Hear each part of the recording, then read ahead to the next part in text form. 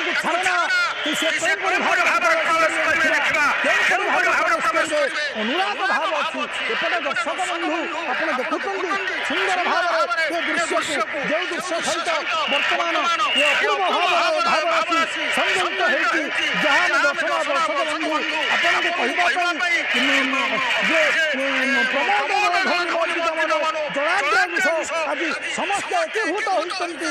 କଦମ୍ବ କୁସୁମ ସ୍ନେହ ହରତି ବର୍ଷ୍ଣ ବଧୂଞ୍ଜଳି ପ୍ରଧାବତୀ ଜୟଧ୍ୱନି ନିପତିତଂ କ୍ଷୀର ଭୂତଳେ ସକୋପି ସମୟ କ୍ରିୟାଦିତି ତରିତ ଚିତ୍ର ସ୍ୱୟଂ। ବର୍ତ୍ତମାନ ଏ ଯେଉଁ ମହାପ୍ରଭୁଙ୍କର ସିଂହଦ୍ୱାର ନିକଟରେ ପ୍ରମୋଦ ଜଳଧଉ, ଆରେ ଜଣେ ସ୍ନାନ କରୁଛି, ଜଣେ ଉଦା ହେଉଛି, ଜଣେ ଚୋରି କରୁଛି, ଆଉ ଜଣେ ବନ୍ଧା ହେଉଛି ଏବଂ ଜଣେ ବନ୍ଧା ହେଉଛି, ଜଣେ ଚୋରି କରୁଛି। ଏବଂ ମହାପ୍ରଭୁଙ୍କର ଏଇ ଯେଉଁ ଅପୂର୍ବ ଦୃଶ୍ୟ ପ୍ରମୋଦ ଜଳଧଉ ନିମଜ୍ଜିତ ମନ ଜଳାଦ୍ରାବିଷ ସମସ୍ତଙ୍କର ମନ ଆଜି ପ୍ରମୋଦ ଜଳଧରେ ନିମଜ୍ଜିତ ହୋଇ ରହିଛି। ପ୍ରମୋଦ ଆନନ୍ଦ ରୂପକ ସମୁଦ୍ରରେ ପ୍ରଭୁଙ୍କ ମୁଖ ତ୍ରିମୁଖ ଦର୍ଶନ ଜନିତ ଆନନ୍ଦରେ ମନ ନିମଜ୍ଜିତ ଆନନ୍ଦରୁ ବୈରାଗୀ ଚକ୍ଷୁରୁ ନିର୍ଗତ ହୋଇ ଶିକ୍ଷା କରୁଛି। ଓଦା ହେଲା ଆଖି। ତେଣୁ ପ୍ରଭୁଙ୍କର ମନ ଯେତେ ନିମଜ୍ଜିତ ହେଲା, ମନ ଦର୍ଶନ କଲା, କିନ୍ତୁ ଚକ୍ଷୁ ହେଲା ଓଦା। ତେଣୁ ଏ କଦମ୍ବ କୁସୁମ ସ୍ନେହ ଭାରତୀ ଭସ୍ମ ବର୍ଦ୍ଧୋଞ୍ଜଳି କଦମ୍ବ କୁସୁମ ସ୍ନେହ ଦେହରେ ରୋମାଞ୍ଚ ଶରୀର ସୃଷ୍ଟି ହେଲା। ଅର୍ଥାତ୍ ଭକ୍ତ ଶରୀରର ସମସ୍ତ ଲୋମରାଶି ଗୁଡ଼ିକ ବର୍ତ୍ତମାନ କଦମ୍ବ ହୋଇ ଶୋଭା ଧାରଣ କରିଛନ୍ତି। ଅର୍ଥାତ୍ ବର୍ଷା ଦିନ କଦମ୍ବ ପ୍ରସ୍ଫୁଟିତ ହେଲା ଏବଂ ହାତ ଯୋଡ଼ିକ ବନ୍ଧା ହେଲେ ମହାପ୍ରଭୁ ବଦ୍ଧାଞ୍ଜଳି ମୁଦ୍ରାରେ। ଜଣେ ଚୋରି କଲା କଦମ୍ବ ପୁଷ୍ପର ଶୋଭାକୁ ହରଣ କଲା, କିଏ ନା ଚକ୍ଷୁ ହରଣ କଲା। ଏବଂ ବର୍ତ୍ତମାନ ସମସ୍ତେ ଜୟ ଜଗନ୍ନାଥ ଧ୍ୱନିରେ ଉଚ୍ଚାରଣ କରୁଛନ୍ତି। ଜୟ ଧ୍ୱନି ପ୍ରକମ୍ପିତ ହେଉଛି, ଅର୍ଥାତ୍ ଜୟ ଧ୍ୱନି ଧାବମାନ ହେଲା।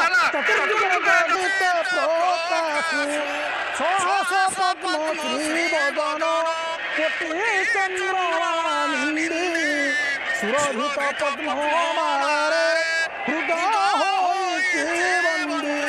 ପଦ୍ମଗନ୍ଧ ମୁକ୍ତ ସୁରଭି ପଦ୍ମାଙ୍ଗରେ ମିଶି ନବଦଧର ଶରୀର ଆହେବାସୀ ପଦ୍ମରାଗ ମଣି ପୋଡ଼ାଏ ପଦ୍ମଧର ରଙ୍ଗ ପଦ୍ମନେତ୍ର ମଣିମା ଭକ୍ତ ହେଉ ସୁସଙ୍ଗ ଭାବ ବିନୋଦିନ ଶ୍ରୀହରି ପ୍ରଣୀତ ଜୟ ଜୟ ଜଗନ୍ନାଥ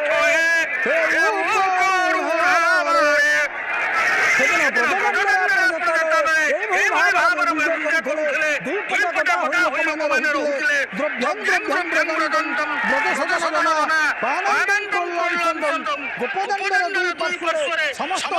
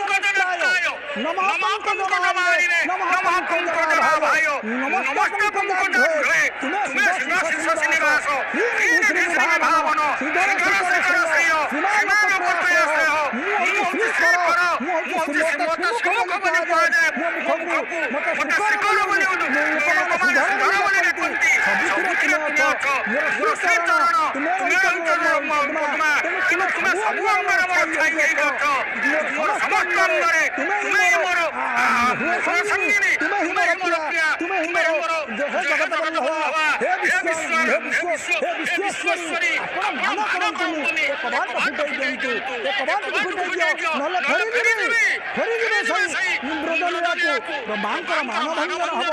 ମା ଭୟଭୀତ ବର୍ତ୍ତମାନ କବାଟ ଫିଟେଇବେ, କାହିଁକି ନା କାଳେ ଫେରିଯିବେ କି। ତେଣୁ ଏପଟେ ଆପଣ ଦର୍ଶନ ବନ୍ଧୁ ଦେଖୁଛନ୍ତି ଯେ ଠୁକୁର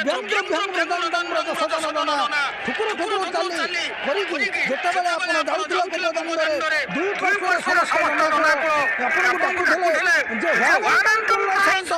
ଆସ କାହ୍ନା ଆ କାହ୍ନା ଆ କାହ୍ନା ବୋଲି ଡାକୁଥିଲେ। ମନ୍ଦମ ମନ୍ଦମ ହସନ୍ତମ ମଧୁର ମଧୁର ନେତି ନେତି କୁର୍ବାନ୍ତମ ମନ୍ଦ ମନ୍ଦ ହସି ଆପଣ ସମଗ୍ର ବାଣୀରେ ନାହିଁ ନାହିଁ ନାହିଁ ନାହିଁ ମୁଣ୍ଡକୁ ହଲେଇ ଦେଉଥିଲେ। କାନ୍ଦାକୁ ଜୀବନ କାଢୁଛି ବ୍ରହ୍ମପତି ମଦନ ବିପଦ କ୍ରମ ବିଭ୍ରମ ପରିମାଣ ସୁଷମ ଦୁଷ୍ଟ ଦାନବର୍ଗଣ ତୁଷ୍ଟ ହୃଦୟ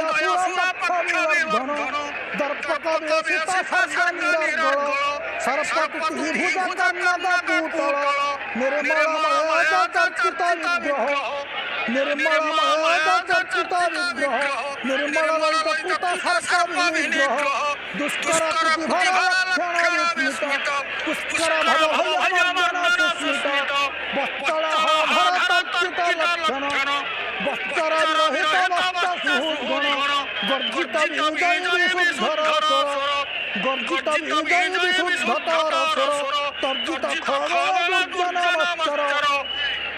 ତେଣୁ ସୁନ୍ଦର ଭାବରେ ପଦପାତ କରୁଛନ୍ତି ଆପଣ ପଦପାତ କରି ଗତି କରୁଛନ୍ତି ମହାପ୍ରଭୁ ବର୍ତ୍ତମାନ।